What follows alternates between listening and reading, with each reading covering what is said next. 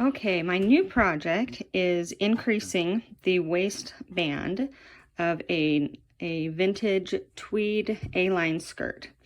So right now, the waistband measures 25 3/4 inches, but my daughter's waist is 27 inches, so that's our goal measurement.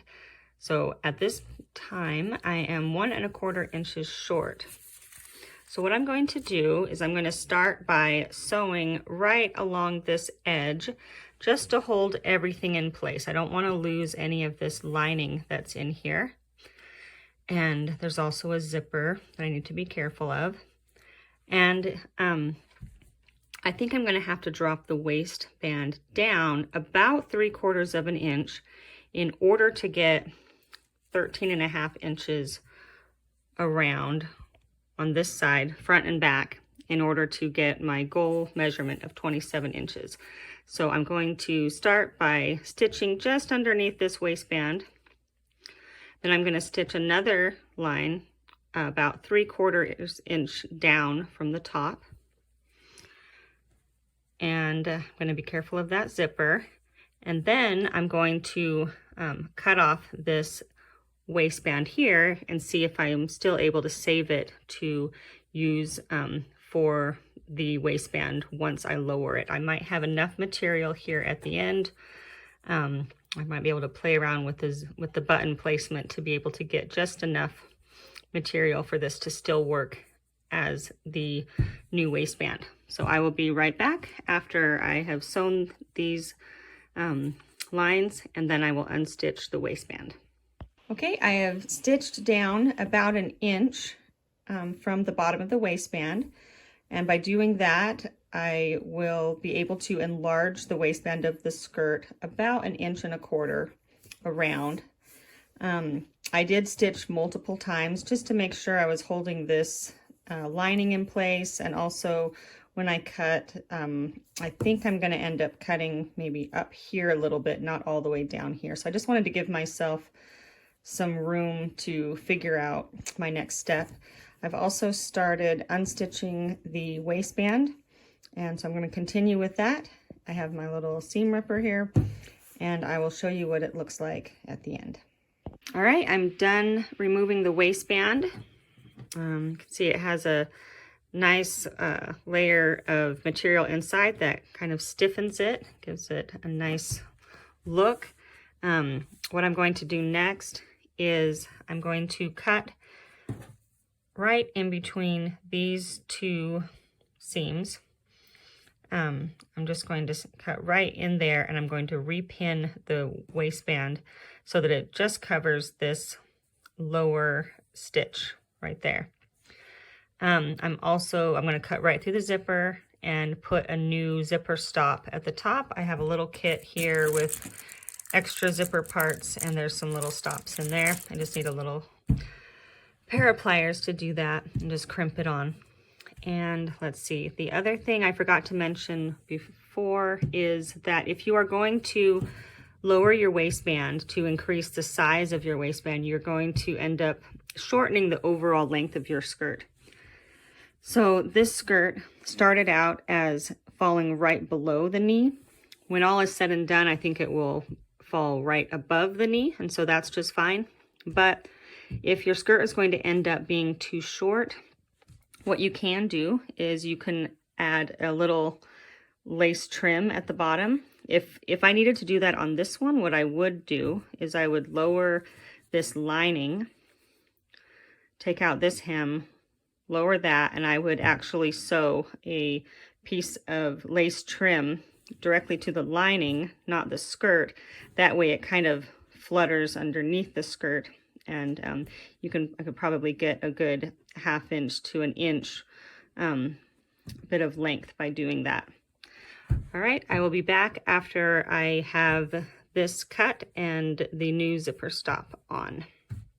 I've now cut off the excess material from the top of the waist, and I have one of the zipper stops put in. So a zipper stop looks like this. It's like a little C of metal. You can get it in a zipper kit, and I have these little pliers or crimpers that help squeeze it around both sides of the zipper. So now I just have to do the same thing on this other side. And after that, I will be pinning the old waistband back on to the top up here, and I will show you what that looks like once it's pinned on. Okay, so now I'm going to start the pinning, and what I have is I have the zipper closed, and I've started pinning at both ends where they come together at the zipper. And then I'm going to pin over here where the waistband will meet on the other side of the skirt. And then I will slowly work my way around, making sure that there's no puckers in the material. Let's see. Oh, I'm also using this this lower stitch, not this top one, but this lower stitch that I put right here at the beginning of the project as my guide for where the bottom of the waistband will meet the skirt. That way there's a nice straight edge going all the way around, and I have an easy guide to make sure that I'm not getting off track with the waistband and getting the skirt looking all wonky. All right, I have the waistband pinned on right above the zipper stop, and I used that stitch line that I showed you earlier as a guide for putting on the waistband. So it's pinned all the way around, and right here I am a little bit short on this end, and so instead of panicking right now, what I'm going to do is I'm going to leave this unpinned, and I'm going to start stitching at this end, go all the way around, and there is a slight possibility that some of this waistband is going to shift in sewing, and it's going to start moving this direction, and I might not have to add anything on the end. But if I do, I have unstitched a little bit of the lining from this scrap of material, and I will be able to add just a little bit on the end if need. I'm also going to be able to close up this buttonhole. So I'm going to start sewing, and then I'll show you what happens next. Okay, I have the waistband sewn on. It went really well. I kept my stitch really close to the edge of the waistband. You can see it right there. And by slowly shifting the waistband toward the end where I was short, I actually ended up with a little bit of an overhang, which is perfect because I'm just going to tuck that in all the way around and hand stitch that part together. Also, I have a buttonhole here that needs to be stitched. I'll probably do a combination of some hand stitching and maybe a little bit of zigzag. And then I have a button that's going to go over the top of it, which will hide some of it. And then I'll put in a little elastic loop on this side to go around the button to hold it secure. So I will be back to show you that. Okay, the edge of the waistband is now hand stitched closed. That worked out really well. And I also closed up the buttonhole. I got a little creative with that by using some dark navy thread to zigzag the top part of the buttonhole. And then I got in there with some green thread to zigzag down here. It's not perfect, but it is completely sealed up. And this button will go on to hide part of it. And I think overall it's going to blend in nicely. So I'm going to attach the button. And then I'm also going to attach a little elastic loop on the inside of this portion so that it can stretch around the button and hold that top part closed.